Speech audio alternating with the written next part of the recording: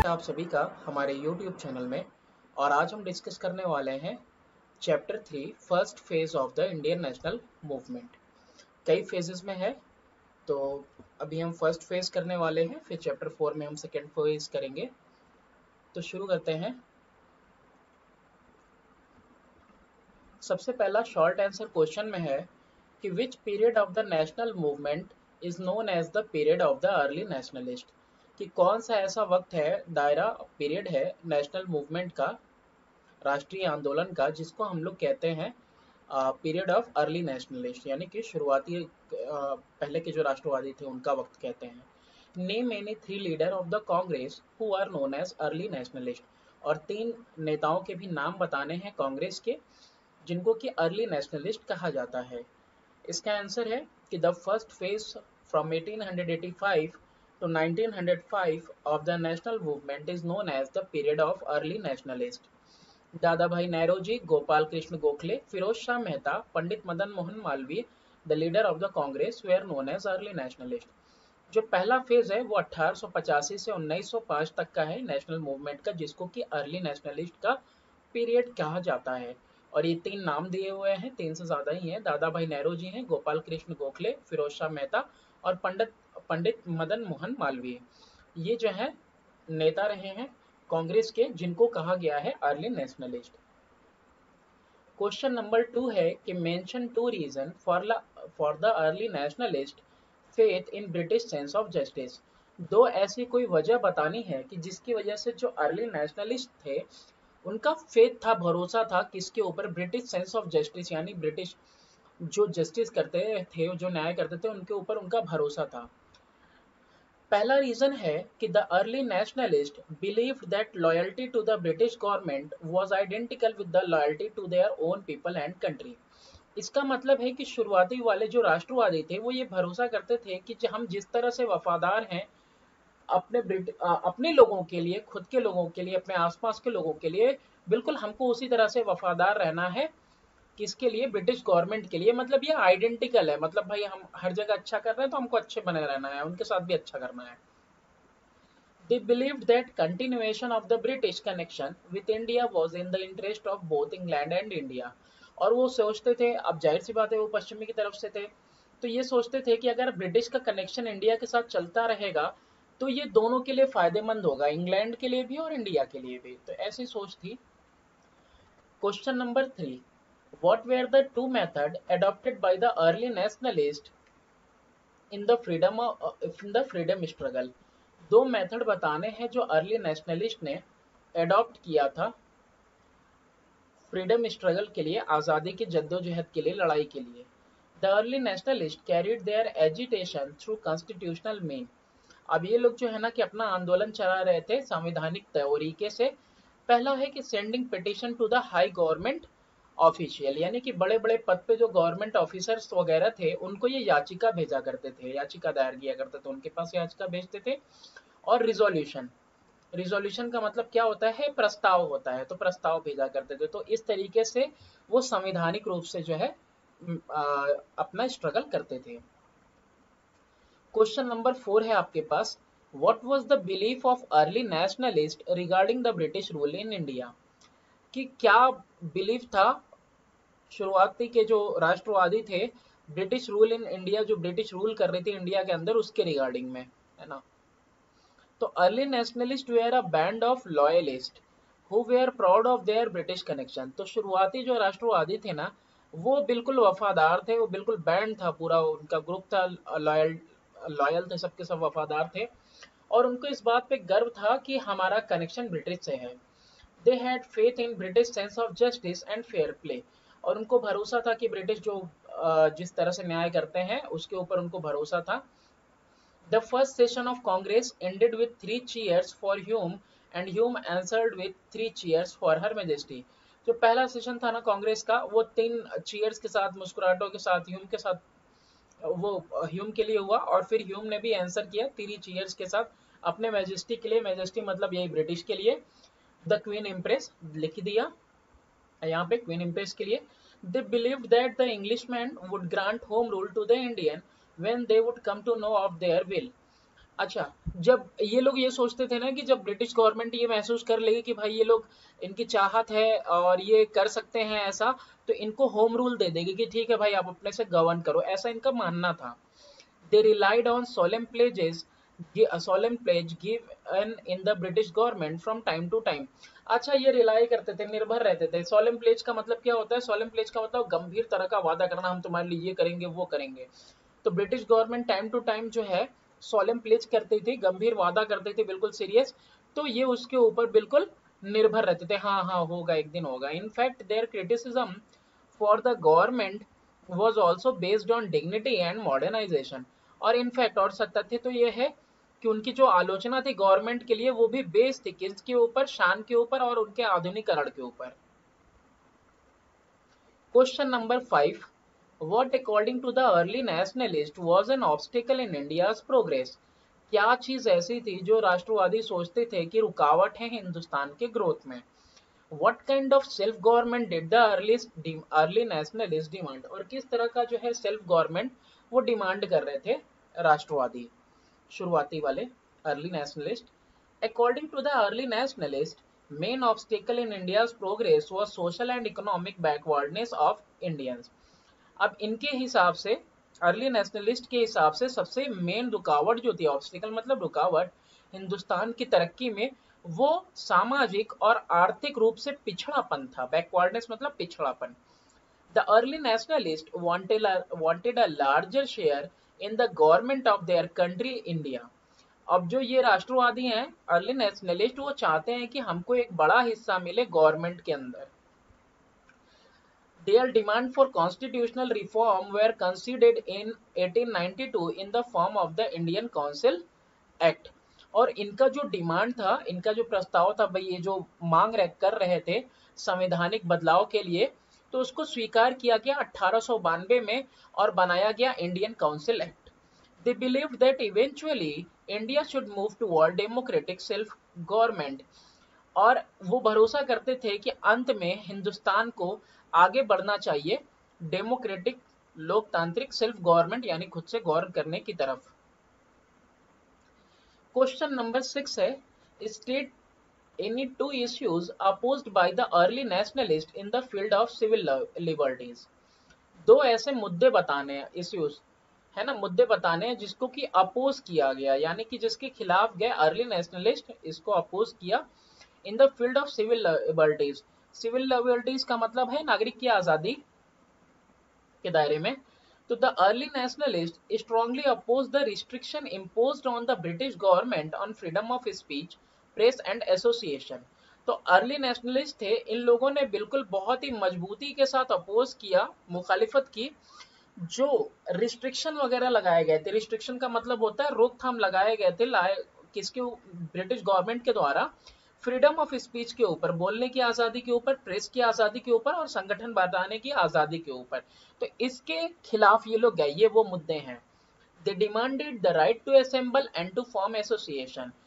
तो इसीलिए इन लोगों ने डिमांड किया कि हमारा अधिकार होना चाहिए ताकि हम जमा हो सके, एक जगह इकट्ठा हो सके, असेंबल का मतलब, और अपना संगठन बना सकें। क्वेश्चन नंबर 7 है कि mention any two demand of the early nationalist that aimed at improving the lot of the peasant. दो ऐसे डिमांड बताइए अर्ली नेशनलिस्ट के जिनका मेन एम था, मुद्दा था कि एम किया कि इम्प्रूव हो जाए जो पीजेंट है, जो आपके किसान है, उनके लिए फायदेमंद रहा है। तो पहला वाला है reduction of land revenue and provision of credit to peasant. तो ये जो डिमांड था ये फायदेमंद था उनके लिए। तो रिडक्शन हो जाए भाई, कम कर दिया जाए लैंड रिवेन्यू, और प्रोविजन, प्रोविजन का मतलब होता है प्रावधान, प्रबंध किया जाए क्रेडिट टू प्रेजेंट का, यानी कि उधार वगैरह मिल सके पीजेंट को, किसानों को। Improvement in condition of work of plantation worker. अभी जो प्लांटेशन वर्कर वाले हैं ना, जैसे चाय पत्ती वगैरह बोने वाले, एकदम बड़े बड़े पैमाने पे जो चलता था, तो उनका जो वर्किंग कंडीशन है ना, इसको इम्प्रूव किया जाए। जैसा कि आपको पता होगा उनको घर जाना भी अलाउ नहीं था। क्वेश्चन नंबर 8 है, mention any two constitutional demand made by the early nationalist. दो ऐसे संवैधानिक डिमांड बताने हैं जो अर्ली नेशनलिस्ट ने किए। Constitutional demand made by early nationalist, तो कौन कौन से संवैधानिक डिमांड थे? फर्स्ट है development of self government by the representative both at central and provincial level. Development हो, बनाया जाए सेल्फ गवर्नमेंट, खुद का रिप्रेजेंटेटिव्स के द्वारा, प्रतिनिधि के द्वारा, बोथ दोनों जगह पे, कहाँ पे? सेंट्रल पे, यानी कि केंद्र में भी और प्रांत में भी, दोनों लेवल पे, प्रांतीय लेवल पे भी और केंद्रीय लेवल पे भी क्या किया जाए? डेवलपमेंट हो सेल्फ गवर्नमेंट का प्रतिनिधि के द्वारा।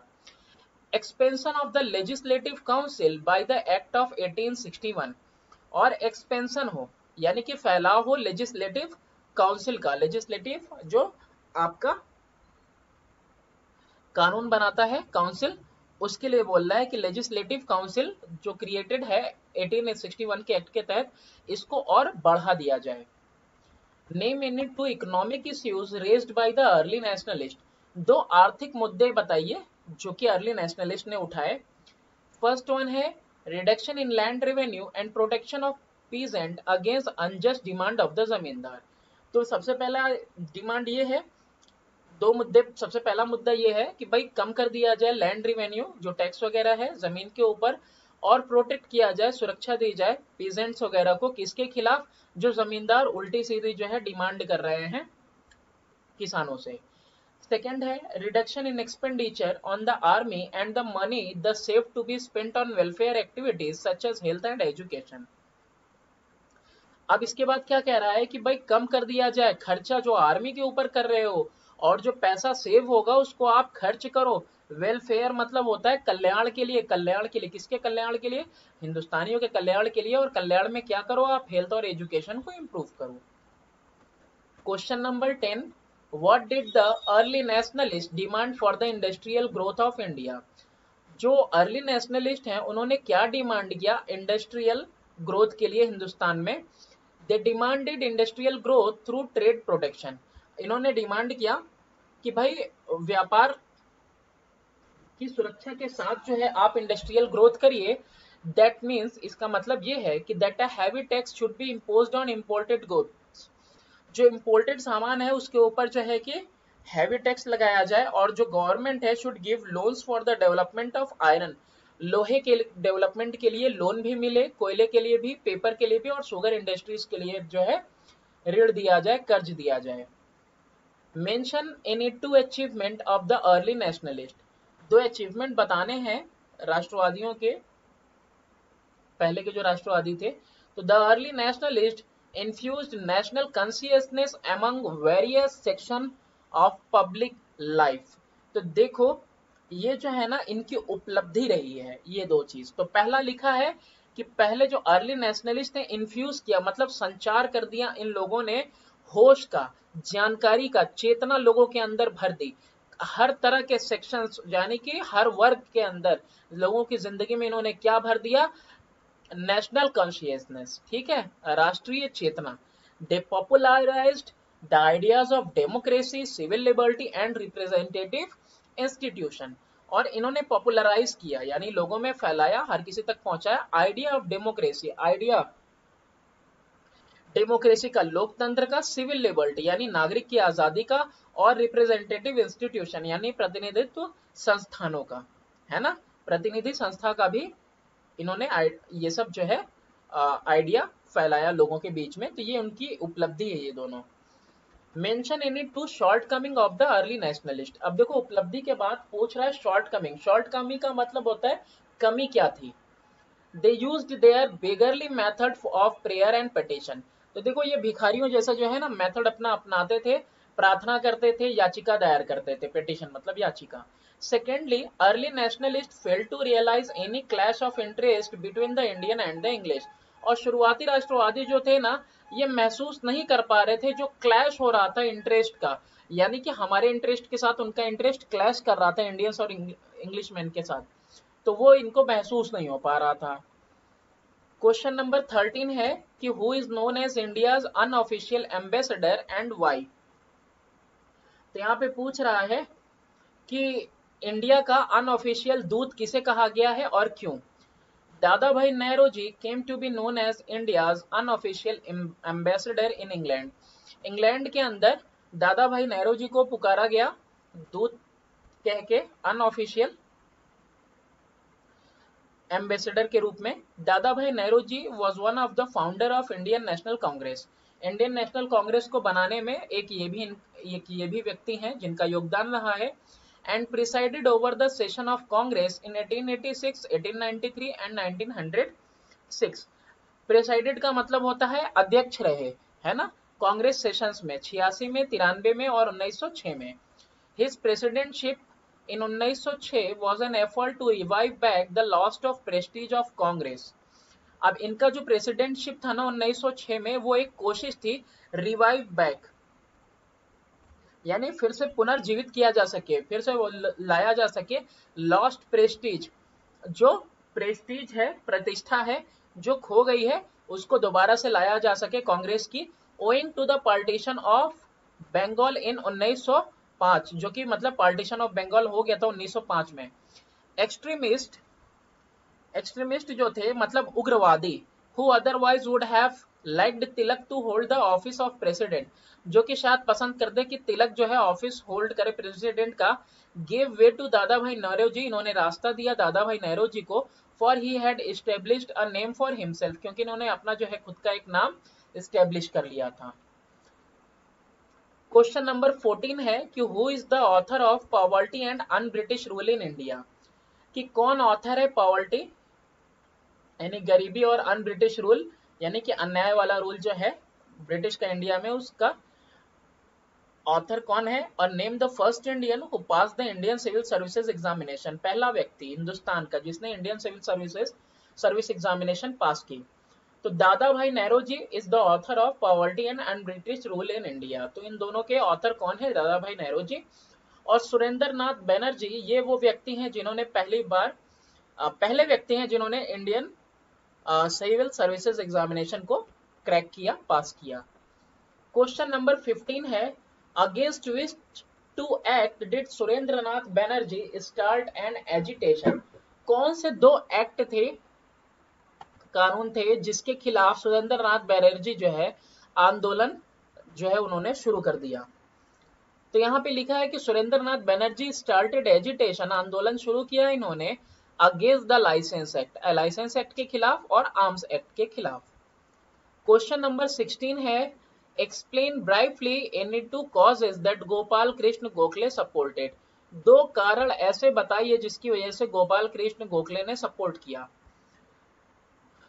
तो पहला है he supported the separation of judiciary from the executive and reform of legislative council। अब इन्होंने वो सपोर्ट किया कि भाई हाँ ठीक है, जुडिशरी न्यायपालिका को एग्जीक्यूटिव कार्यपालिका से आप अलग कर दें, है ना, एंड रिफॉर्म, और फिर से जो है लेजिस्लेटिव काउंसिल को आप दोबारा बदलें, रिफॉर्म करें। He played an important role in passage of Minto Morley reform, और इन्होंने बहुत इंपॉर्टेंट रोल प्ले किया था पैसेज में Minto Morley reform, Minto Morley बदलाव में।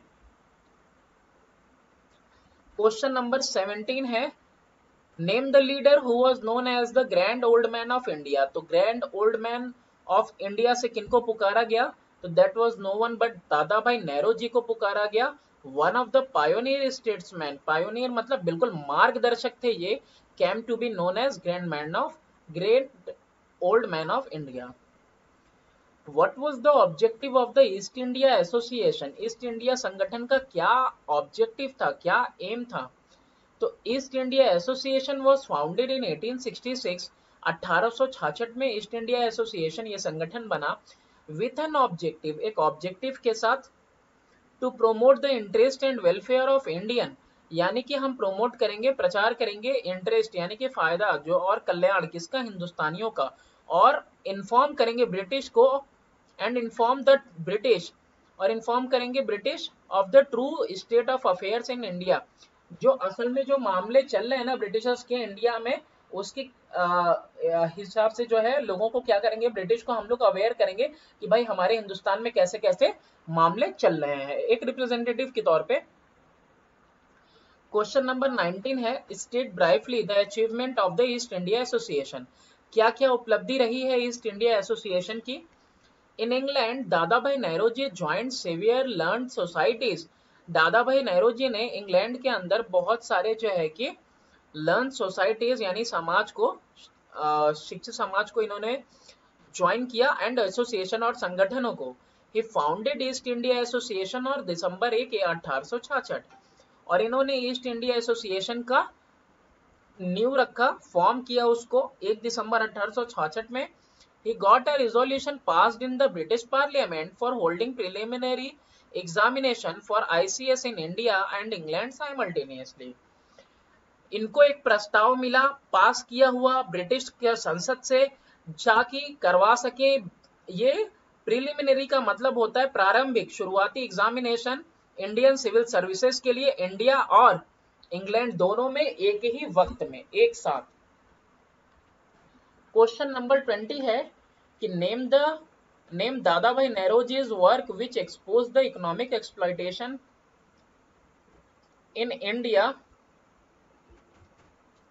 Bye the British. तो आपको बताना है कि कौन सा इनका ऐसा कार्य था जिसने एक्सपोज कर दिया, प्रकट करके रख दिया आर्थिक रूप से जो शोषण हो रहा था इंडिया के अंदर ब्रिटिशर्स के द्वारा। Poverty and un British rule in India, ये इन्होंने लिखा था, इसी ने एक्सपोज किया, प्रकट कर दिया था इकोनॉमिक एक्सप्लॉयटेशन यानी आर्थिक शोषण जो हो रहा था इंडिया का ब्रिटिशर्स के द्वारा।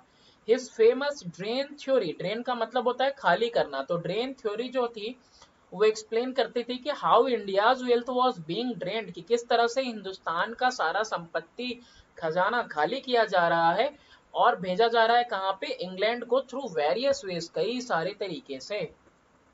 Question number 21, mention two contribution, दो कंट्रीब्यूशन बताने हैं ऑफ दादा भाई Nehru ji to the national movement, है ना, कि क्या योगदान रहा। कंट्रीब्यूशन का मतलब योगदान नेशनल मूवमेंट में, राष्ट्रीय आंदोलन में। पहला है दादा भाई Nehru ji founded the East India Association in London. Dada भाई नेहरू जी ने जो है ईस्ट इंडिया संगठन का निर्माण किया लंदन के अंदर। Its main purpose was to foster the interest and welfare of Indians. इसका मेन पर्पस था टू फोस्टर, फोस्टर का मतलब है बढ़ावा देना, इंटरेस्ट एंड वेलफेयर, है ना, इंटरेस्ट और वेलफेयर यानी कि कल्याण, उनका फायदा, किनका फायदा, इंडियंस का कल्याण और फायदे के लिए जो है बढ़ावा देना। दादा भाई Nehru ji has been ranked as the founder of the Indian National Congress. Dada भाई नेहरू जी को रैंक किया गया है एक फाउंडर के रूप में इंडियन नेशनल कांग्रेस के। He was elected president of the Indian National Congress thrice, 3 बार इनको जो है प्रेसिडेंट नियुक्त किया गया है, 86 में, 93 में और 1906 में, और इनको उपलब्धि में मिली है और इनको कहा गया है known as grand old man of India, ये टाइटल मिला। Question number 22, what was the drain theory referred to by दादा भाई नेहरू जी। अब यहाँ पे कह रहा है कि ये ड्रेन थ्योरी किसको रेफर करती है, रेफर करता मतलब किसके संबंध में है, जो दादा भाई नेहरू जी के द्वारा लिखी गई थी, एक्सप्लेन की गई थी। थ्रू दिस थ्योरी, इस थ्योरी के रास्ते से, ही एक्सप्लेन्ड, इन्होंने एक्सप्लेन किया कि how India's wealth was being taken away to England in this forms, है ना, तो बताया था इन्होंने इन दिस फॉर्म्स होगा, इन दिस फॉर्म्स, तो किस तरह से हिंदुस्तान का जो खजाना था वो लेके जाया जा रहा था इंग्लैंड, और वो भी अलग अलग तरीके से। तो देखो वो तरीके इसमें लिखे हुए हैं। पहला है salaries and pension payable to British officers, यानी कि सैलरी और पेंशन जो दिया जा रहा है ब्रिटिश ऑफिसर से हिंदुस्तानी खजाने से। Dispatch of saving to England by British personal posted in India, अब ब्रिटिश पर्सनल जो पोस्टेड है यहाँ पे, यहाँ इंडिया के अंदर थे, वो अपना सारा सेविंग भेज रहे थे कहाँ पे, इंग्लैंड में। Payment to the war office for the maintenance of British troops in India, अब वॉर ऑफिस जो बनी हुई थी ना ब्रिटिशर्स की, उसके मेंटेनेंस के लिए भी खर्चा कौन दे रहा है, वो भी इंडिया से लिया जा रहा है। इसके अलावा profit of the British trading agencies, British का जितना भी व्यापार एजेंसी है वो सारा सारा प्रॉफिट भी क्या कर रहा है, लेके जा ही रहा है अपने देश को। तो इस तरीके से जो है हिंदुस्तानी खजाने खाली हो रहे थे।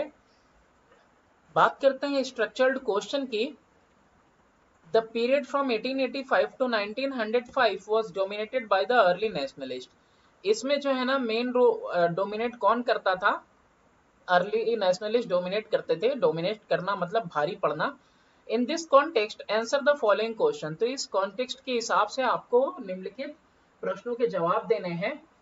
पहला है ए वाला, to which segment of the society they belonged. ये सोसाइटी के किस वर्ग में आते थे, है ना, सेगमेंट में। व्हाट वेयर देयर डिमांड, और इनकी डिमांड क्या थी। The member of this group were drawn from the educated middle class consisting of professional like lawyer, barrister, teacher and official। तो इस ग्रुप के जो मेंबर थे अर्ली नेशनलिस्ट के, वो पढ़े लिखे मिडिल क्लास के थे, जिसमें प्रोफेशनल्स थे जैसे कि लॉयर थे, लॉयर के अलावा आपका यहाँ पे बैरिस्टर है, टीचर है और बहुत सारे ऑफिशियल्स जो ऑफिस वगैरह में काम करते थे, पढ़े लिखे। Many of them were educated in England, बहुत सारे तो एजुकेटेड हुए थे इंग्लैंड में ही। And felt that the British intended to be just to Indians, और ये महसूस करते थे कि ब्रिटिश का जो इंटेंशन है ना, वो इंटेंशन कैसा है, मतलब अच्छा है, वो जस्ट टू इंडियंस, न्याय है। बट दे वेयर अनअवेयर, लेकिन उनको तो कुछ मालूम था नहीं of the true state of affairs in India, के असल में क्या मामले चल रहे हैं हिंदुस्तान के अंदर। दे डिमांडेड, उन्होंने डिमांड किया, पहला कॉन्स्टिट्यूशनल रिफॉर्म यानी कि संवैधानिक बदलाव। Abolition of the Indian council, Indian council का एबोलिशन कर दिया जाए। एबोलिशन का मतलब होता है समापन कर दिया जाए। Expansion of the legislative council, और लेजिस्लेटिव काउंसिल का एक्सपेंशन किया जाए, बढ़ाया जाए, जो कि पारित किया गया था 1861 में। Self government on the model of self governing colonies, और सेल्फ गवर्नमेंट हमको दिया जाए मॉडल पे, किसके मॉडल पे, जैसे सेल्फ गवर्निंग कॉलोनीज वगैरह थी कनाडा और यूएसए, तो उस तरीके से हम लोगों को भी सेल्फ गवर्नमेंट दिया जाए। इसके अलावा वो चाहते थे एडमिनिस्ट्रेटिव रिफॉर्म, एडमिनिस्ट्रेटिव मतलब प्रशासनिक बदलाव। पहला Indianisation of the higher grade of Indian services, भाई इंडियन सर्विसेज में जो हायर पोस्ट है ना, उसमें भी तो हिंदुस्तानियों को रखा जाए। Holding of simultaneous examination both in England and India for recruitment to the Indian civil services. अब इंडियन सिविल सर्विसेज में रिक्रूटमेंट के लिए होना क्या चाहिए कि जो एग्जामिनेशन है, वो एग्जामिनेशन दोनों जगह पे सेम टाइम में होने चाहिए, इंडिया में भी और इंग्लैंड में भी। Separation of executive and judicial function, जो कार्यपालिका है और जो न्यायपालिका है, इन दोनों के फंक्शन को बिल्कुल क्या किया जाए, सेपरेट। इसके अलावा इन्होंने डिमांड की सोशियो इकोनॉमिक रिफॉर्म यानी सामाजिक आर्थिक बदलाव। Reduction of land revenue and provision of cheap credit to peasant, यानी कि लैंड रिवेन्यू को कम कर दिया जाए और प्रबंध किया जाए सस्ते क्रेडिट का किसानों को। Total abolition of salt tax, भाई पूरी तरह से नमक के ऊपर कर को खत्म कर दो, और ड्यूटी जो है शुगर के ऊपर वो भी खत्म किया जाए। फिर safeguarding the civil liberties, सुरक्षा के लिए सिविल लिबर्टीज के यानी कि नागरिक की आजादी की सुरक्षा के लिए। Oppose the restriction opposed by the government on the freedom of speech and press, ये खिलाफ थे, अपोज किया इन्होंने जो रिस्ट्रिक्शन लगाए गए थे ब्रिटिश गवर्नमेंट के द्वारा फ्रीडम ऑफ स्पीच यानी कि बोलने की आजादी पे और प्रेस की आजादी पे जो है रोकथाम लगाया गया था, रिस्ट्रिक्शन लगाए गए थे, तो उसके खिलाफ इन्होंने अपोज किया। और इन्होंने मांग की right to assemble and form association, यानी हम इकट्ठा हो सके, जमा हो सके और संगठन बना सके। बी है उसी का पहले ही क्वेश्चन का बी पार्ट, वो पूरा ए पार्ट का आंसर था। What method did they adopt, किस तरह का मेथड इन्होंने अडॉप्ट किया। तो the early nationalists believed that constitutional agitation alone could achieve political and economic reform। अब ये शुरुआती राष्ट्रवादी जो है ये भरोसा कर रहे हैं कि संवैधानिक आंदोलन जो कर रहे हैं ये अकेले ही काफी है कि हम लोग पा लेंगे, उपलब्ध करवा लेंगे पॉलिटिकल, राजनीतिक और आर्थिक बदलाव। Hence they carried their agitation through, तो इसीलिए ये अपना आंदोलन किस तरह से चला रहे थे, petition to high government official, यानी कि बड़े बड़े अधिकारी जो थे, गवर्नमेंट ऑफिसर्स थे, इनके पास ही याचिका भेजते थे, प्रस्ताव रखते थे, मीटिंग करते थे टाउन्स वगैरह में, शहरों में और कंट्री साइड गाँव देहाती इलाकों में। Distribution of leaflet and pamphlet, leaflet का मतलब होता है पर्चा और पैम्पलेट का मतलब होता है पुस्तिका टाइप का, कुछ पन्नों का। प्रिपेयरिंग मेमोरेंडम, मेमोरेंडम मतलब ज्ञापन, गवर्नमेंट कमिटीज के लिए ये बनाते थे ज्ञापन, यानी उसमें अपना डिमांड वगैरह, मामले वगैरह सब कुछ लिख के वो देंगे उनको। Delegation of leading politicians to England, यानी प्रतिनिधि मंडल हो किसके लिए, नेताओं का इंग्लैंड के लिए। वहां पे हमारे लोग जाएं, normally address to the government, और वहां पे जाके गवर्नमेंट को एड्रेस करें। How did the early nationalist help in the growth of nationalism in India? तो किस तरह से शुरुआती राष्ट्रवादियों ने मदद की राष्ट्र नेशनलिज्म यानी राष्ट्रवादी सोच को बढ़ावा देने में हिंदुस्तान के अंदर? The early nationalist laid strong foundation for the national movement to achieve freedom. जो राष्ट्रवादी थे इन्होंने बहुत ही स्ट्रॉन्ग यानी मजबूत फाउंडेशन नींव रखी नेशनल मूवमेंट के लिए, राष्ट्रीय आंदोलन के लिए, ताकि आजादी पाई जा सके। They bound Indians into one single body who were ready for any sacrifice. सारी हिंदुस्तानियों को इन लोगों ने एक बॉडी में किया, सिंगल यूनाइट कर दिया, जैसे दो जिसमें एक आत्मा वाली बात होती है, एक जान वाली। जो लोग अपनी कुर्बानी देने के लिए तैयार थे उनको बाउंड किया। They roused political awakening in Indians. और इन्होंने जो है राजनीतिक जागृति को जो है इन लोगों ने जो है बढ़ावा दिया, इनको बढ़ाया कि भाई आप उठिए, राजनीतिक अवेकनिंग हुई। और these early nationalists save Indians from being slaughtered. अब यहाँ पे क्या कह रहा है कि ये जो अर्ली नेशनलिस्ट है ना, इन्होंने हिंदुस्तानियों को बचाया स्लॉटर होने से, यानी इनका संहार होने से, हत्या होने से इंग्लिश मैन के द्वारा। They had not adopted peaceful mean of agitation. और इन्होंने जो है पीसफुल मीन जो है एजुटेशन का, आंदोलन का जो है अडॉप्ट नहीं किया विद इन कॉन्स्टिट्यूशनल लिमिट, सिर्फ और सिर्फ वो जो है कि कॉन्स्टिट्यूशनल संवैधानिक लिमिट के अंदर। सेकेंड है the early nationalist were practical and wanted to win freedom by a gradual process. अब यहाँ पे कह रहा है कि जो राष्ट्रवादी थे वो प्रैक्टिकल थे बिल्कुल, और वो चाहते थे कि आजादी मिले ग्रेजुअल प्रोसेस, मतलब धीरे धीरे, step by step. In this context answer the following. और इस कॉन्टेक्स्ट से आपको जो है निम्नलिखित प्रश्नों के जवाब देने हैं। पहला है how did they expose the true nature of British in India? किस तरह से उन्होंने प्रकट किया ब्रिटिशर्स के बिल्कुल ट्रुथ को, यानी सच्चे नेचर को, यानी वाकई में वो क्या चाहते थे उस बात को। The early nationalist did pioneering work by exposing the true nature of British rule in India. जो राष्ट्रवादी थे शुरुआती, उन्होंने पायोनियरिंग वर्क दिया, यानी कि मार्ग दर्शाने वाला काम किया, एक्सपोज करके ट्रू नेचर ब्रिटिश का। दे मेड द पीपल, उन्होंने लोगों को रियलाइज करवाया, महसूस करवाया। They made the people realise the economic content and character of British imperialism, कि जो आर्थिक कंटेंट है और जो कैरेक्टर है, नेचर है ब्रिटिश साम्राज्य का, उससे अवगत कराया इन लोगों ने। By doing so they Weeknd the foundation of British rule in India. और ऐसा करके इन लोगों ने जो है नींव जो ब्रिटिश सर्च की थी उसको कमजोर कर दिया हिंदुस्तान के अंदर। बी पार्ट है कि what was the attitude of early nationalist toward the British? किस तरह का जो है एटीट्यूड यानी रवैया था अर्ली नेशनलिस्ट का ब्रिटिशर्स की तरफ। Why did they develop such an attitude? और इस तरह का रवैया उन लोगों के अंदर क्यों डेवलप हुआ?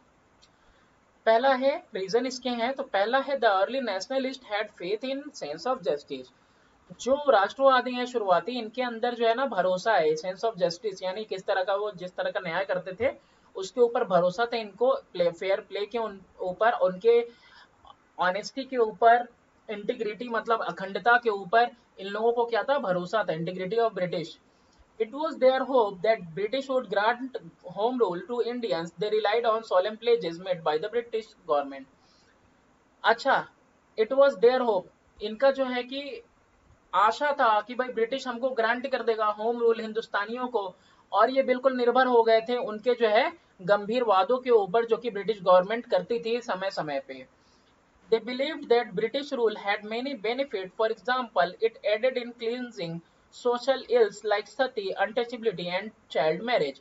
अब इनका ये भी सोचना है कि ब्रिटिश गवर्नमेंट के होने से बहुत सारे फायदे भी हुए हैं, जैसे कि सामाजिक बुराइयां खत्म हुई हैं, जैसे सती वही चिता पे लेट जाना, अनटचबिलिटी अछूत वाला बात कि भाई ये अछूत है इसको छूना नहीं है, और बच्चों की शादी ब्याह। They said that the main obstacle in India progress was social and economic backwardness of Indians and not the British colonial rule. और वो ये कह रहे थे कि भैया जो रुकावट है ना हिंदुस्तान की तरक्की में, वो सिर्फ और सिर्फ सामाजिक और आर्थिक पिछड़ापन है हिंदुस्तानियों का, इसके लिए ब्रिटिश कॉलोनियल रूल जिम्मेदार नहीं है। नेक्स्ट है कि what were the reason for the partial failure of this of their method. अच्छा, क्या वजह थी? पार्शियल फेलियर का मतलब होता है आंशिक रूप से, है ना, एक पार्ट जो है फेलियर हुआ, ये सारे मेथड जो है फेल किए आंशिक रूप से। Reason for the failure of methods, तो क्या कारण थे भाई फेलियर के? पहला है no contact with the masses. अब ये देखो, एजुकेटेड मिडिल क्लास था अर्ली नेशनलिस्ट, लेकिन इनका जो है ना कांटेक्ट मासेस के साथ यानी पूरी जनता के साथ नहीं था। The early nationalist were usually businessman who had no contact with the masses. ये मोस्टली बिजनेसमैन वगैरह थे, काम करने वाले थे, प्रोफेशनल थे, जिनका जो है बहुत ज्यादा जो है कांटेक्ट नहीं था मासेस के साथ। Praise for the British rule, भैया हमेशा तारीफ करते रहते थे ब्रिटिश रूल की। During their long run of poverty and unemployment considerably increased due to which the masses were in considerable distress। अब इनके जो है कि लंबे रेन में यानी कि राज करने में जो रेन पॉवर्टी गरीबी और जो बेरोजगारी थी कंसिडरेबली यानी अधिक रूप से, कंसिडरेबल जिसको आप देख सको, आराम से माप सको, यानी कि एक विजिबल इंक्रीज हुआ ड्यू टू विच, जिसकी वजह से जो मासेस थे ना वो कंसिडरेबल डिस्ट्रेस में थे।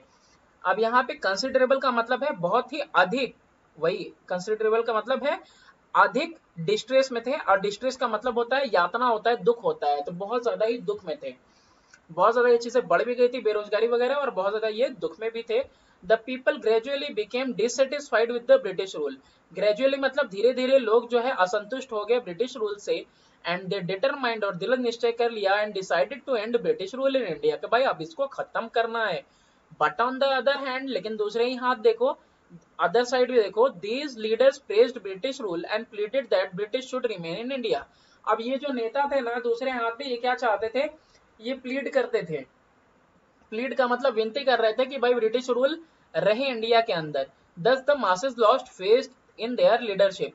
तो ये दो तरह का बात हो गया ना भाई, तो इसकी वजह से क्या हो रहा है, एक तो हमारी हालत तुम देख ही रहे हो, और उसके ऊपर से तुम उनको और रहने को कह रहे हो। तो इसकी वजह से जो मासेस थे ना, यानी लोग थे, उन लोगों ने इनकी नेतागिरी पे मतलब शक किया, एक तरीके से भरोसा खो दिया इन लोगों ने, ठीक है, कि भाई ये तो हमारे फायदे में कुछ नहीं करने वाले। एब्सेंस ऑफ पॉलिटिकल फिलोसफी, अब देखो एब्सेंस है यहाँ पे, देखो कोई राजनीतिक सिद्धांत नहीं था, बिना सिद्धांत के ये चलते थे, समय समय के हिसाब से बदलते रहते थे। All early nationalist leader were able, wise and courageous. ये सारे के सारे एबल थे भाई, कैपेबल थे, शक्ति थी इनके अंदर, बुद्धिमत्ता भी थी, साहस भी था, लेकिन इनके पास कोई पॉलिटिकल फिलोसफी नहीं थी, यानी कि राजनीतिक सिद्धांत नहीं था अपना खुद का। All leader gave their philosophy according to the need of time, समय समय पे जैसे जरूरत पड़ती थी वैसे वैसे ये प्रवचन दे दिया करते थे, सिद्धांत बता दिया करते थे। Question number 3, Gopal Krishna Gokhale, the political mentor of Gandhiji, was one of the most popular early nationalist leader. In this context, answer the following. जो गोपाल कृष्ण गोखले हैं वो कोच है, पॉलिटिकल राजनीतिक कोच है गांधी जी के, वो most popular early nationalist leader हैं। तो इस हिसाब से आपको आंसर करना है फॉलोइंग का। पहला है state 3 policies of the imperial regime which were opposed by Gokhale.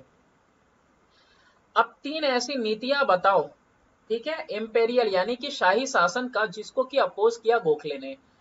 Answer है पहला, Gokhale oppose the policies of the British government whenever necessary. अच्छा, ये पहले कह रहा है कि गोखले ने अपोज किया नीतियों का जहां जहां पे उनको लगा कि हाँ भाई अपोज करना चाहिए ब्रिटिश गवर्नमेंट की नीतियों को।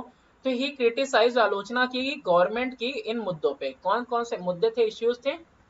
पहला है incurring huge expenditure on English army, खूब ढेर सारा खर्चा करना इंग्लिश आर्मी के ऊपर, तो इसके ऊपर इन्होंने अपोज किया। Adopting the policy of racial discrimination in appointment to high post. अब बड़े बड़े अधिकारी लेवल वाले जो पोस्ट थे ना उसमें रेशियल डिस्क्रिमिनेशन होता था, जातिवाद होता था, रेशियल डिस्क्रिमिनेशन, हम सुपीरियर है या इंफीरियर है।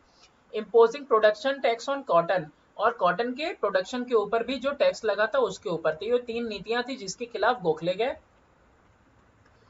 बी वाला है कि what role did he play as a member of imperial legislative council. एक इंपेरियल लेजिस्लेटिव काउंसिल का मेंबर होने के नाते, वही शाही शासन का लेजिस्लेटिव काउंसिल के मेंबर होने के नाते, तो इन्होंने क्या रोल प्ले किया? इन 1902 Gokhale became a member of the imperial legislative council. अब देखो शाही लेजिस्लेटिव काउंसिल के ये मेंबर बन गए थे।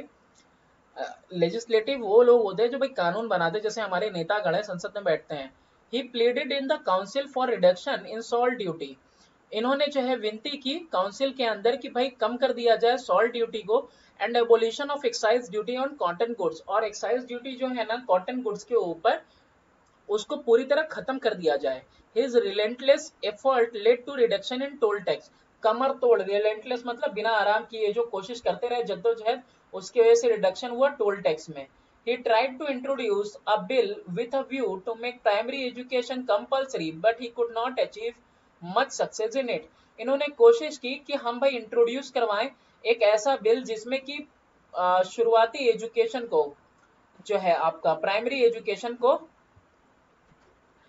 क्या किया जाए, कंपलसरी किया जाए, लेकिन इनको जो है वो नहीं मिल पाया, क्या बोलते हैं, कामयाबी नहीं मिली इसमें, इसमें जो है कि उनको कोई, इसमें उनको सक्सेस नहीं मिल पाया। फिर इसके बाद he impressed upon the government to reduce the land revenue. अच्छा, ये इम्प्रेस थे गवर्नमेंट से का, इन्होंने तारीफ किया। He impressed upon the government to reduce the land revenue, कि ठीक है भाई आप क्या कर दो कि लैंड रेवेन्यू को आप जो है कम कर दो, इसके लिए इन्होंने इम्प्रेस किया गवर्नमेंट को। ठीक है, दबाव डाला, इम्प्रेस्ड का मतलब सब कुछ आ जाएगा इसमें। Being an economist he demanded radical changes in the fiscal policy and better job for the educated middle class.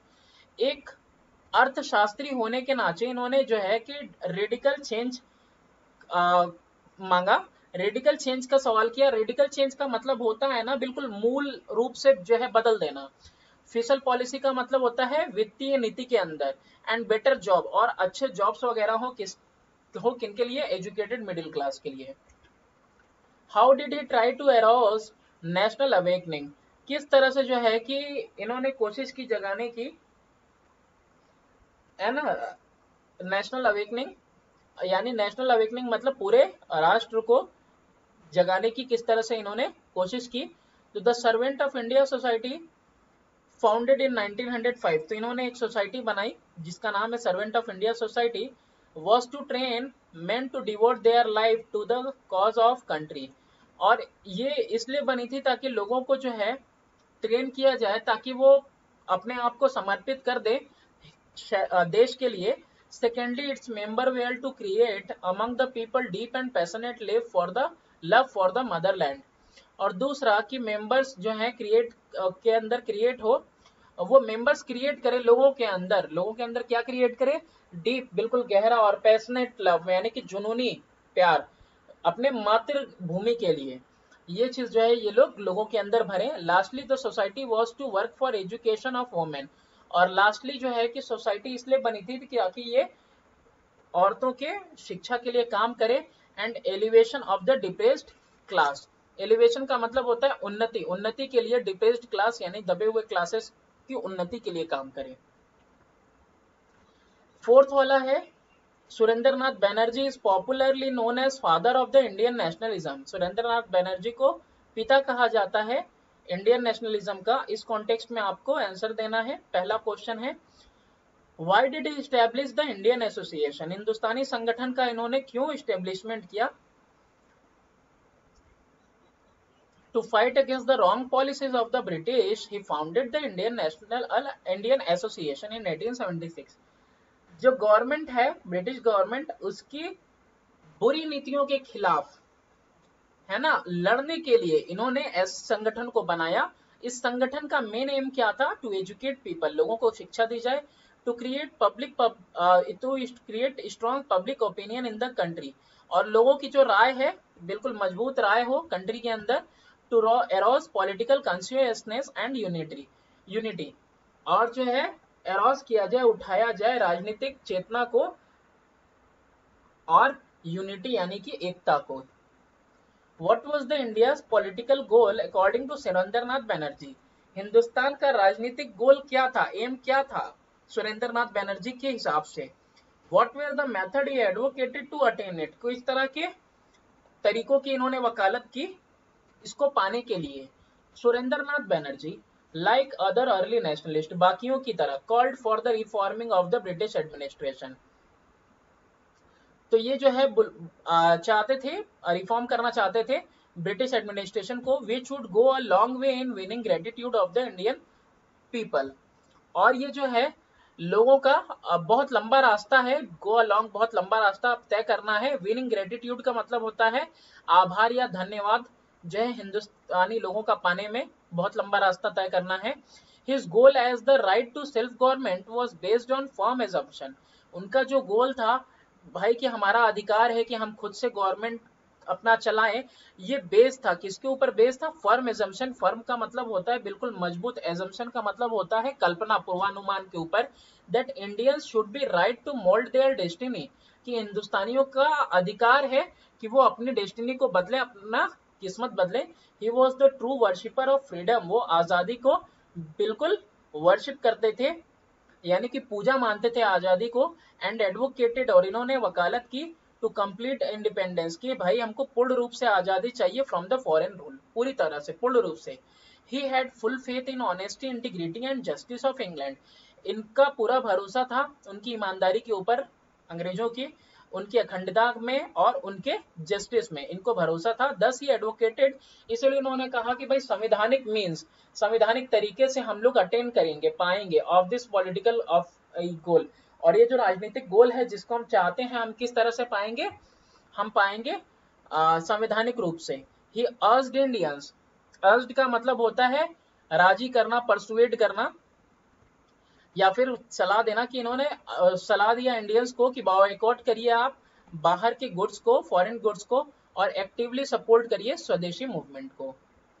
सी वाला है कि what was his contribution to India's freedom struggles, क्या इनका योगदान था इंडिया के स्ट्रगल में, आजादी के स्ट्रगल में, यानी कि आजादी की जद्दोजहद में। सुरेंद्र नाथ Banerjee founded the Indian Association in 1876। तो सुरेंद्र नाथ बैनर्जी ने जो है हिंदुस्तानी संगठन बनाया 1876 में, to agitate for political reform in India, ताकि हम आंदोलन करें राजनीतिक बदलाव के लिए हिंदुस्तान में। ही made an extensive tour of India, arousing national awakening against the reduction of the maximum age limit for the ICS। और इन्होंने जो है एक एक्सटेंसिव टूर किया, लंबा टूर किया इंडिया का, और लोगों को जो है कि जगाया, नेशनल अवेकनिंग लोगों के अंदर भरी। किसके खिलाफ? की रिडक्शन हो भाई मैक्सिमम एज लिमिट जो ICS के लिए, इंडियन सिविल सर्विसेज एग्जामिनेशन के लिए है, उसके अंदर जो है रिडक्शन किया जाए। बिसाइड्स, इसके अलावा, ही फियरलेसली, यानी कि बिल्कुल निडर होकर क्रिटिसाइज किया इन्होंने आर्म्स एक्ट को and the vernacular press act को। Thus he made an earnest effort, इन्होंने जो है तत्काल रूप से, अर्नेस्ट एफर्ट मतलब तत्काल रूप से एफर्ट किया, कोशिश की, टू ब्रिंग पीपल टुगेदर, कि लोगों को जो है एक साथ लाया जा सके, from various part of the country, देश के अलग अलग हिस्सों से। टू वेंटिलेट का मतलब है ताकि प्रकाश डाला जा सके उनके ग्रीवेंसेज, यानी उनके दुखों के ऊपर। अगेंस्ट एन एलियन रिजाइम, यानी कि एक बाहरी शासन के खिलाफ। एलियन रिजाइम का मतलब होता है बाहरी शासन। दादा भाई Nehru is referred to as the grand old man of India. Dada भाई नेहरू जी को कहा जाता है grand old man of India. तो ब्राइटली डिस्क्राइब करना है his views about the nature of British imperialism, उनका क्या व्यूज था? तो दादा भाई नेहरू जी दो appreciate of western education and construction of the railway. अब देखो दादा भाई नेहरू जी हालांकि वो अप्रिशिएट करते थे भाई, बढ़ावा देते थे भाई, बहुत अच्छा है वेस्टर्न एजुकेशन और कंस्ट्रक्शन रेलवे का जो हो रहा है, उसके बावजूद ओपनली क्रिटिसाइज किया, आलोचना की खुले रूप से ब्रिटिश रूल का, for its bad effect on Indian economy, क्योंकि उसकी वजह से आर्थिक रूप से हिंदुस्तान बर्बादी की तरफ जा रहा था। Indian handicraft and textile had been ruined, हिंदुस्तान का जो हैंडीक्राफ्ट था और टेक्सटाइल यानी कपड़े वगैरह का जो बिजनेस था वो पूरी तरह से बर्बाद कर दिया गया था। दादा भाई नेहरू जी एडिटेड रस्त गफ्तार, स्पीकर ऑफ ट्रुथ कहा जाता है रस्त गफ्तार को, तो इसको एडिट किया। एंड ऑल्सो स्टार्टेड, और एक मैगजीन शुरू की of British imperialism, British imperialism की एक मैगजीन इन्होंने शुरू की, ब्रिटिश साम्राज्य की। His achievement in strengthening Indian nationalism, देखो राष्ट्रवादी, हिंदुस्तानी राष्ट्रवादी अचीवमेंट को मजबूत करने के लिए इनकी क्या उपलब्धि रही है, इसको मजबूत करने में इन्होंने क्या उपलब्धि हासिल की? तो दादा भाई Nehru ji was one of the founder of Indian National Congress. तो दादा भाई नेहरू जी कौन थे? इंडियन नेशनल कांग्रेस के एक फाउंडर थे। एंड प्रिसाइडेड, और इन्होंने अध्यक्षता की सारे सेशंस के ऊपर, जो 86 में हुए, 93 में हुए और 1906 में हुए।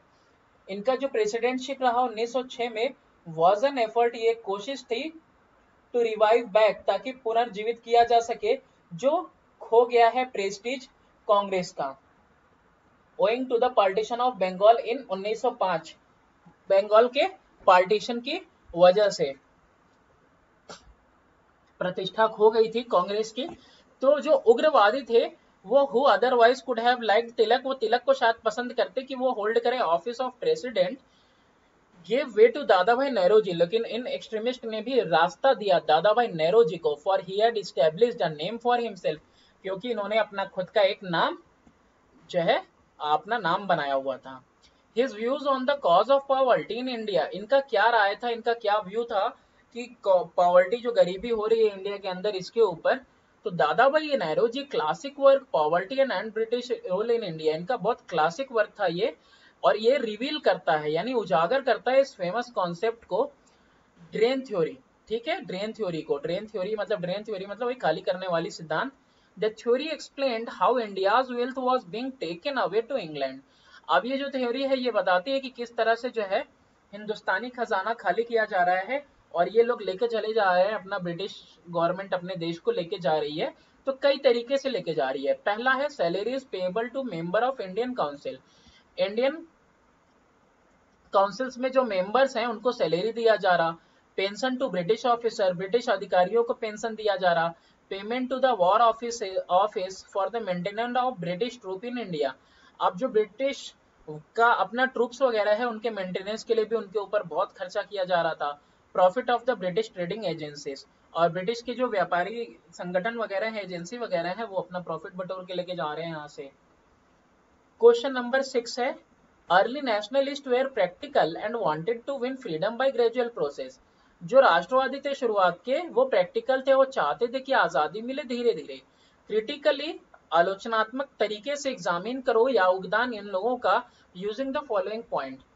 पहला है exposing the true nature of British rule, यानी इन्होंने प्रकट किया था असल जो है नेचर ब्रिटिशर्स का। Exposing the true nature of British rule, early nationalists followed the constitutional mean to eradicate the grievances and tried to prove uselessness of making fodder of the brave youth to India to British guns। अब यहाँ पे जो शुरुआती राष्ट्रवादी हैं ये इन्होंने follow किया है ना, किसको फॉलो किया? संवैधानिक मीन्स को, ताकि खत्म किया जा सके, इरेडिकेट मतलब जड़ से खत्म किया जा सके दुखों को, और ट्राई किया to prove uselessness of making fodder, कि भाई चारा मत न बने ब्रेव यूथ ऑफ इंडिया, किसके लिए? ब्रिटिश गन्स के लिए आप चारा मत बनो।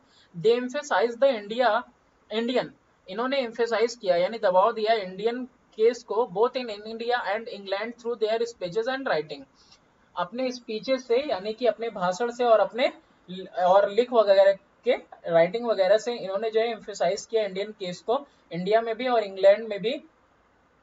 On one side they prepared the public opinion, एक तरफ उन्होंने पब्लिक की राय जो है प्रिपेयर की, and on the other side, दूसरे ही साइड पे उन्होंने they tried to get concession, दूसरे साइड वो जो है छूट पाना चाह रहे थे गवर्नमेंट से। Now the people fully realised benefit and evil of the British rule, अब जो है लोग बिल्कुल समझदार हो चुके थे और महसूस कर चुके थे कि क्या हमको फायदा है और क्या नुकसान है ब्रिटिश रूल से।